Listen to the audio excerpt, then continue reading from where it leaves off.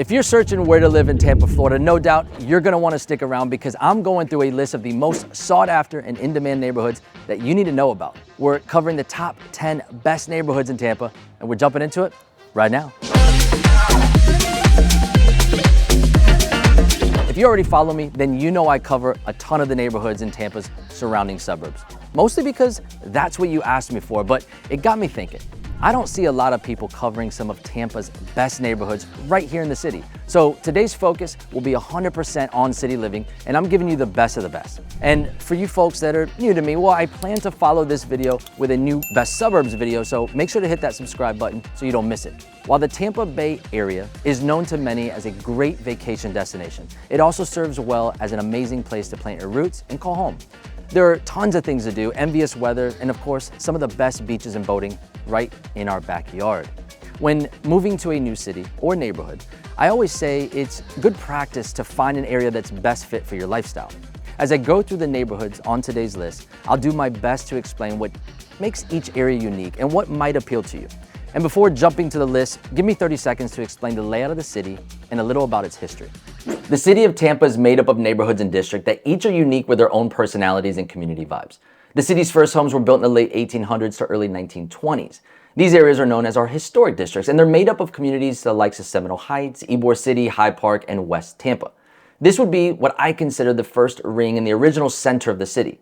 The next ring includes homes built in the 20s to 70s and include areas just a bit further out like Palmacia, Davis Island, Bayshore Beautiful, and Tampa Heights. Now fast forward to present day, and our downtown and the Channelside district are rapidly growing into the urban epicenter of the city.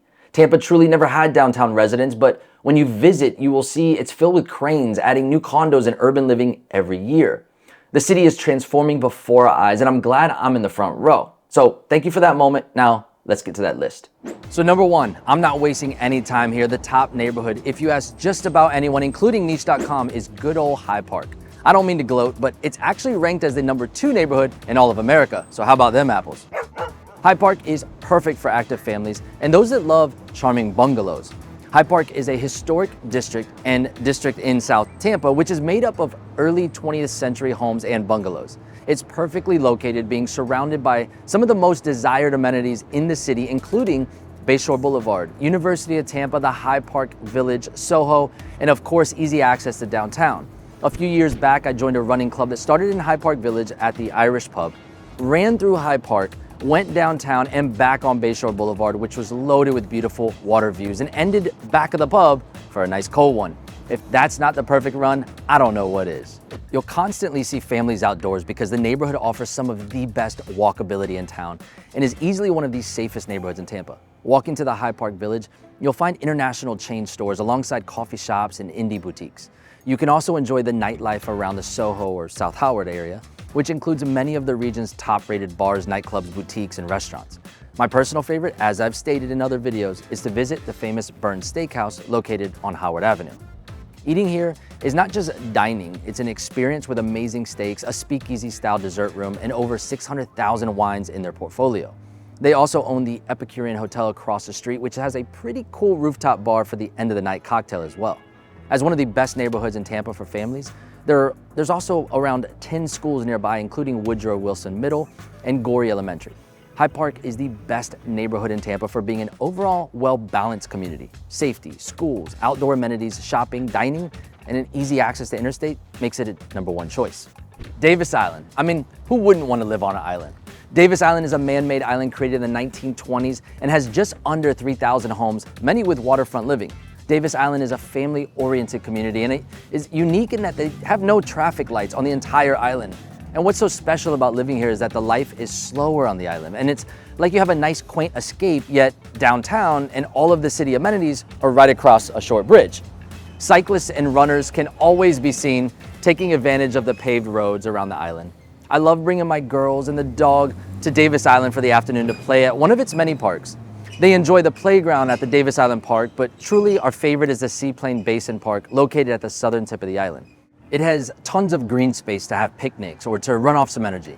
There are always kids flying kites or dogs catching frisbees. We like to picnic and enjoy our front row seats watching the planes at Peter O. Knight Airport, less than 50 yards away. My girls also like to bike ride along the water, and my dog, well, you can't keep him away from the Davis Island Dog Beach. There are so many outdoor activities, and I can see why families love living on Davis Island. There's also a really cute downtown area, which is only a few blocks long, but it's like a small Main Street village with a gas station, a few small shops, and a nice blend of some really good dining options. My favorite restaurant on the island is Margarita's, and if you can't tell by the name, it's a Mexican restaurant, and it's always a good time with some fresh chips and guacamole to wash down a nice spicy margarita. For many of the same reasons I like Davis Island and Hyde Park, Beach Park has to be on the top of our list. We're still right here in South Tampa, but this time a bit more to the west, closer to the West Shore area near the mall and the airport. You lose some of the walkability factor that you have with Davis Island and Hyde Park, but you still have top A-rated schools, access to South Tampa, but here's where it really shines. The homes and the lots are some of the largest in the city, and it's not unusual to have a quarter acre or a third of an acre. I also find that it's super easy to get around as it's just south of the interstate, making it easy to get over to downtown, over to the beaches, and for all of your local conveniences, you can hop right over to Dale Mabry Highway. Now I'm calling this next one the new kid on the block because it has the most new development and it's making the biggest impact on the city right now. But while I have your attention for 2 seconds, we are licensed realtors, so if you need help finding the perfect home or the perfect area for you and your family, our info is right there on the screen, and it doesn't cost you to reach out. Contact us and my team would be happy to help you and your family find your next home.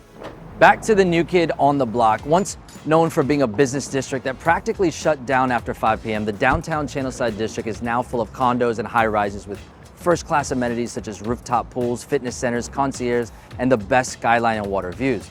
The Water Street development has been a shining star for downtown with tons of awards from promoting health and well-being. The Water Street area, crafted by Bill Gates and Jeff Vinnick, has helped turn Tampa's downtown into a vibrant hotspot. It's added a nice mix of walkability, local businesses, and stunning water views. Add in the new Tampa Edition luxury hotel, a Michelin star restaurant, and loads of new shops, restaurants, and entertainment, and you could say Tampa is turning into a thriving cosmopolitan city. It's easily my wife and I's favorite area for a date night, but aside from the urban lifestyle and walkability, this area attracts professionals with easy access to downtown and surprisingly even young families. Some of my favorite things to do and major attractions in the area include the Amalie Arena to go to a concert or catch a Tampa Bay Lightning game, the Glazers Children Museum where I can watch my little girl's imagination just run wild, the Tampa Theater, the Sparkman's Wharf, the Tampa Museum of Art, Curtis Hickson Park, which is constantly hosting events, and last but certainly not least, the Florida Aquarium, which my girls absolutely love. Our downtown now has everything including grocery stores you can walk to, making it a well-rounded area to live your best city life. Now we haven't yet mentioned the Tampa River Walk, but it's 2.5 miles in length. Starting in downtown, it follows the river north into the city. It connects hotels, restaurants, and some of Tampa's major attractions, with the northern acre being Armature Works, which is a 50-acre mixed-use district, including a massive food hall. This area is known as the Heights District, and it's next on our list. Now, the Heights District is made up of Riverside Heights and Tampa Heights, and being named as one of the first original suburbs of the city, Tampa Heights is definitely not new, but it is making waves attracting new homeowners with some of the city's newest landmarks. Tampa Heights has resurfaced with new construction as well as many of the historic homes being renovated. The area is just north of downtown and is butted up to the west by the Hillsborough River and the new Tampa Riverwalk. There are tons of picnic spots and play areas like the Waterworks Park. I love taking the family down to Armature Works, which has the Heights Public Market. It's a food hall which serves coffee, has a bunch of restaurants, a full liquor bar, a wine bar, and a dessert shop, and of course, my favorite, the outdoor space that hosts fun events like yoga on the lawn and weekend events. You can rent kayaks or paddleboard to take you out on the river or just go for a nice bike ride down the Riverwalk. Tampa Heights has given its residents great access to some of Tampa's best amenities, as well as easy interstate access to get to downtown or I-4. Now, just north of this area, another historic area known as Seminole Heights, which has the most diverse community and a bit of a fun hipster vibe to it. Known as one of the older areas in Tampa, Seminole Heights has an amazing sense of community, and the area mostly includes early 20th century bungalows or craftsman-style homes.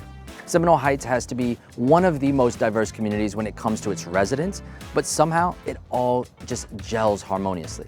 There are young professionals that want easy access to downtown, families that want a community feel, older couples that find the charm in the history, and of course, our hipsters. This area is becoming a cool, funky, and very eclectic neighborhood. The area is bustling with new restaurants lined up and down Florida and Nebraska Avenue like Ella's, Trophy Fish, The Sea House, Mandarin Heights, Rooster and the Till, The Independent, and staples like Trips Diner. Sprinkled in, you'll also find a couple really good breweries, and you know I love my brewskis. You can find artsy shops and boutique concepts. This area really has a cool vibe, and it's definitely near the top of my list when my wife and I want to go out on the town for a fun, casual date night crawl with friends. This next area is better known to locals as West Tampa, and it's been recently rebranded as Midtown. This area is known for cigars and Cuban sandwiches. West Tampa, it's just another of Tampa's historic districts, which has a concentration of the old Spanish, Cuban, and Italian influences from Tampa's origins. In its heyday, West Tampa boasted more cigar factories than Tampa's own Ybor City and produced more cigars than anywhere else in the world.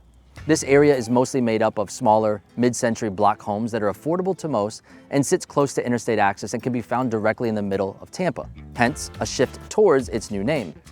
Midtown adds to what is becoming Tampa's new city living. Set on 22 acres, it has 1.8 million square feet of retail, residential, office space, entertainment, and hospitality. Midtown is full of restaurants, green space, even a Whole Foods grocery store. Now, before we move on, I have to throw in my personal local touch. You'll never go hungry in West Tampa, as it has some of my favorite local spots in Tampa. Check out West Tampa Sandwich Shop for some cheap Latin food, and you can never go wrong mixing it up with the old timers from Tampa at Los Gringos. I always have to grab my café con leche and fresh pressed buttered Cuban toast because there's no better way to start your morning. From here, let's head back south into South Tampa to one of the most prestigious areas in all of Tampa. As one of the most exclusive and best neighborhoods in Tampa, Palma Seca is also one of the safest neighborhoods. Palma Seca is known for its brick-lined streets, estate homes, specialty boutiques, great dining options, and the well-known Palma Seca Golf and Country Club. Palma Seca offers a more laid-back lifestyle, but with luxurious amenities attracting a good mix of retirees, families, and young professionals in the community, each drawn to the neighborhood's unique features. One of those unique features includes Plant High School, which is time-tested as one of the Tampa's best-rated public schools. I respectfully refer to Palma Seca as Tampa's old money, and my wife and I love to park nearby and stroll the neighborhood as it's simply beautiful. Being in real estate, you can't help just staring at some of these homes because that's about as close as I'll get to owning one of them. But one can dream. Now we hopped over to Bayshore Beautiful. It's all in the name. Bayshore is a place for everyone, and it's regarded as one of the most distinguished communities in the Tampa Bay area.